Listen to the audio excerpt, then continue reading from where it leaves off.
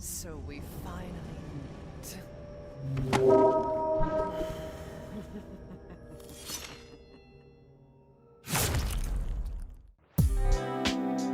2021 is a year full of exciting releases, both for games we know about and those we don't. But I think most of us can agree that Resident Evil Village looks particularly thrilling, and not just because of everyone's sudden thirst for tall vampiric ladies. The highly anticipated survival horror title is a follow-up to 2017's Resident Evil 7 Biohazard, returning the series to a first-person gameplay perspective which really helped set in those claustrophobic scares like never before. Capcom recently gave us a better idea of what to expect when the game launches via a Nintendo Direct style Resident Evil Village showcase.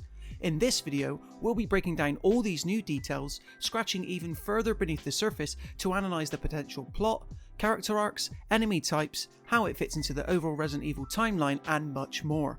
Before we begin though, be sure to like this video for more blood-soaked content, subscribing to the channel for lots of other good stuff. Let's get into it. Here's everything we know about Resident Evil Village so far. Release date. Starting off with something simple, Resident Evil Village finally received a release date recently. The game is scheduled to launch on PS5, Xbox Series X/S, as well as last-gen platforms on May 7th of this year, with pre-orders available now.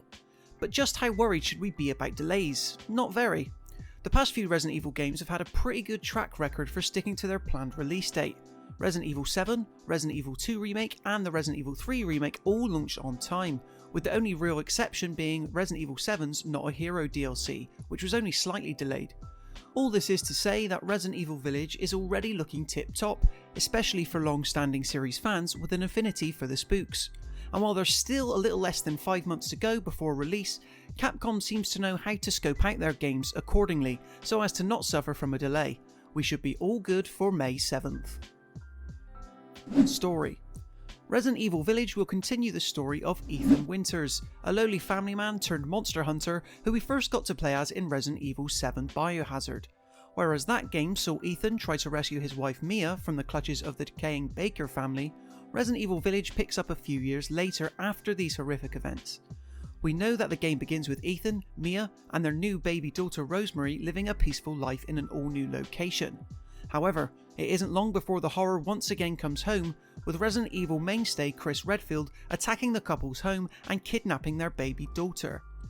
This leads Ethan to the titular village, who will be forced to confront many new evils in the effort to rescue Rosemary, all while unravelling a wider central mystery concerning vampires, werewolves and morbidly obese salesmen. I've been waiting for you, Mr. Winters. This basic outline serves as the thrust for Resident Evil Village's main events, with one of the biggest questions being Chris Redfield's reasoning for such a deceitful act. We know that he's still a member of the BSAA, but the last time we saw him, during Resident Evil 7's Not a Hero DLC, he was working in tandem with an organisation known as Blue Umbrella. Has the series' most recognisable hero gone to the dark side? This leads us swiftly onto characters. Sticking with the franchise's go-to gruff man, it's worth noting that this looks to be a very different iteration of Chris Redfield than what we saw in 7's DLC. Whereas he'd leaned down a bit for that appearance, the Chris we're getting in Resident Evil Village looks to have since chunked up, which sees him look more like his last full appearance in the series in Resident Evil 6. What's he been up to during that long stretch of time? We know he's resumed the rank of BSAA captain, but in addition to working with Blue Umbrella, Village's box art leads us to believe that he's become a bit hairier these days, maybe during a full moon perhaps?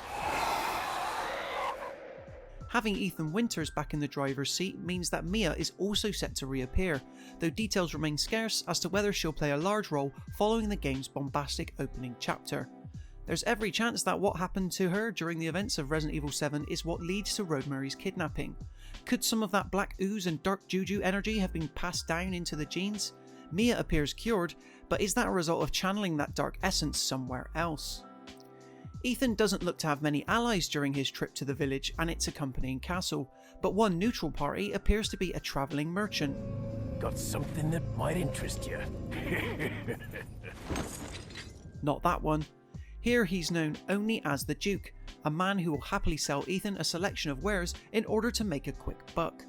The Duke seemingly is a local of the village with his own personal agenda, And similarly, the trailers thus far have highlighted a particular Van Helsing looking fellow, yet we're none the wiser as to whether he'll serve as a friend or foe.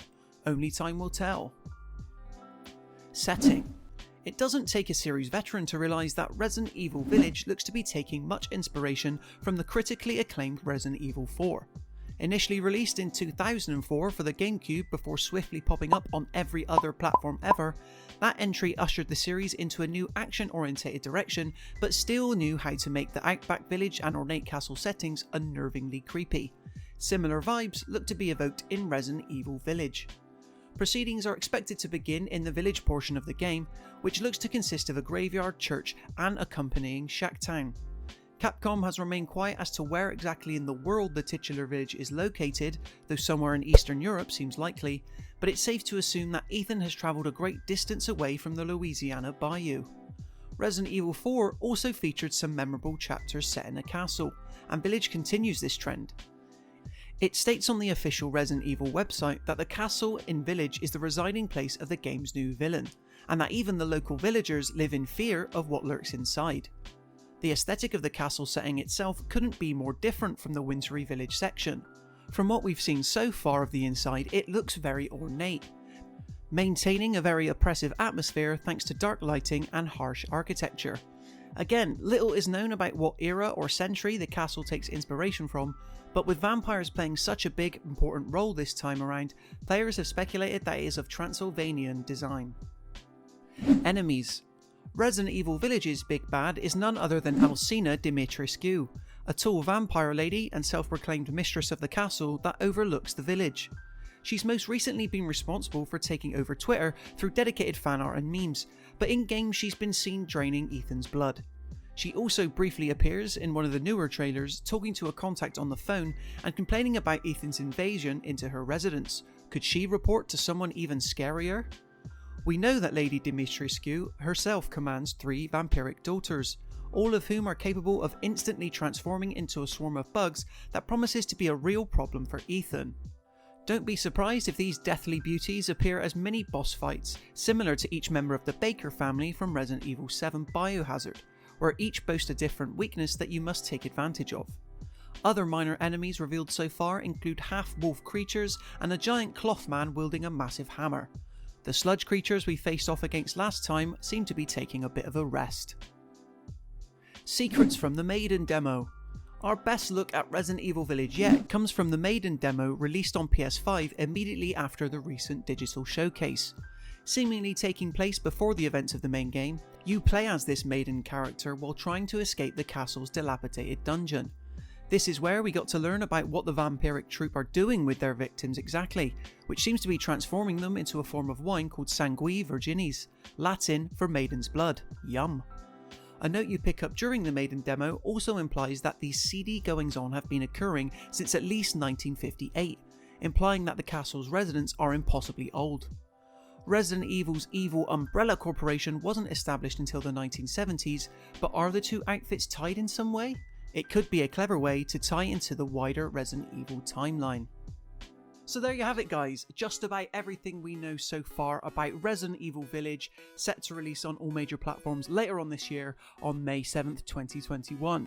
Did you enjoy this video? If so, be sure to subscribe to the Console Deals channel for even more videos like this, and be sure to let us know how excited you are for Capcom's upcoming survival horror game in the comment section below. But until next time, thank you very much for watching and happy gaming!